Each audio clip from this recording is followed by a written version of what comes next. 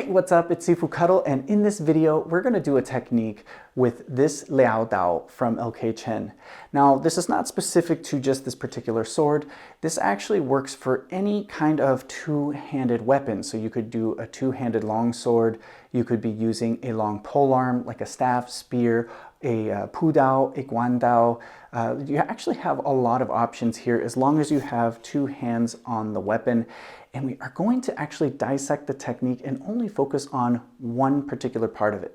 Okay, so grab your sword and let's get to work.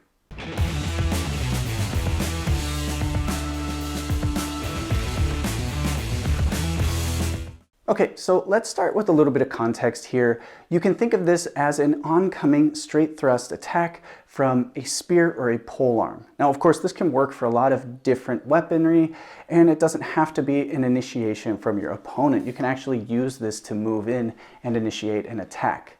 So I am going to think that my opponent is trying to pierce forward towards me, and my blade is either in front of my body on this side, or this is right after I had an unsuccessful cut, and now they're trying to attack towards the inside, towards the body, possibly towards the head, but you really have to jump up high for that. I wouldn't necessarily use it for a headshot. So from here, what I'm going to do is turn my blade over, and then I'm going to use the spine of the sword to catch and deflect my opponent's weapon. So I'm essentially climbing over the top and pulling it down behind me. Now, if you're trying this right now, and this is your first time, you might feel a little awkward here.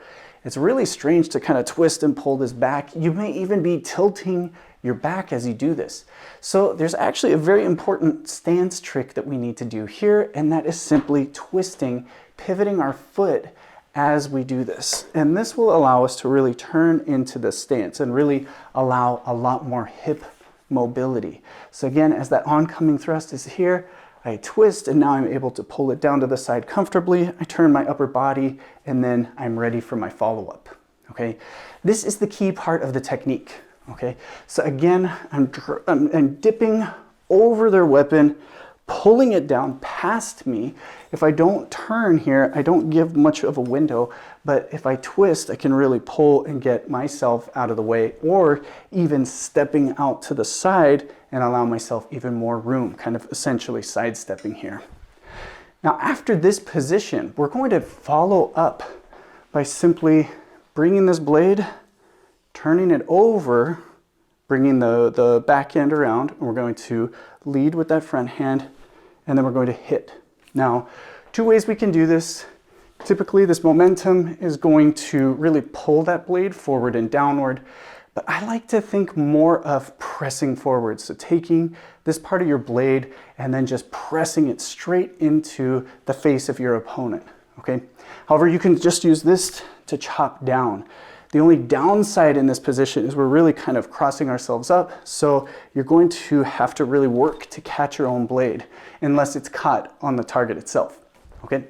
So really nice and simple. We have one, I'm going to dip and twist my foot, one, step forward and roll it over, two. Key here is once the blade crosses my body, it stays on that same side, okay? So again, this vertical path dips down, I twist, and then I bring it past me and I cut forward, okay? So that's really, really key here. This is not going to give you this huge momentum to cross and really pull into the cut. However, it delivers pretty fast, so that gives you the advantage here. And then from this position, once we turn, you have opportunities to follow up and really go in for a much more devastating cut. Of course, once you understand the large scale of this, you can start to figure out the small scale. And it's good to be able to see this. So again, this is going to represent my opponent coming in for an attack. I'm just going to rotate, turn over, and then now I'm able to deflect and follow up. So again, twisting here and then coming around, making sure that I stay protected the entire time as I do this. I'm moving up past their weapon and then moving in for that attack. All right, so there you have it. Now, as you can see, just a simple twist of the foot can facilitate a lot more mobility and waist rotation, giving you a lot more options upon deflecting the enemy's weapon. Now, I do want to point out, I did choose this blade in particular because of the curvature of the blade. It really, really works well into this technique, as it can even reach over the opponent's weapon and really hook on and latch on as you do this. With that said, if you're interested in this sword, this is the Liao Dao by L.K. Chen. I will leave a link down below, and you can find out more about this sword as well as the history on it. I have another video, and I will link that at the end of this one. If you have any questions, drop them down in the comments below. Otherwise, thank you so much for watching, and I'll see you in the next video.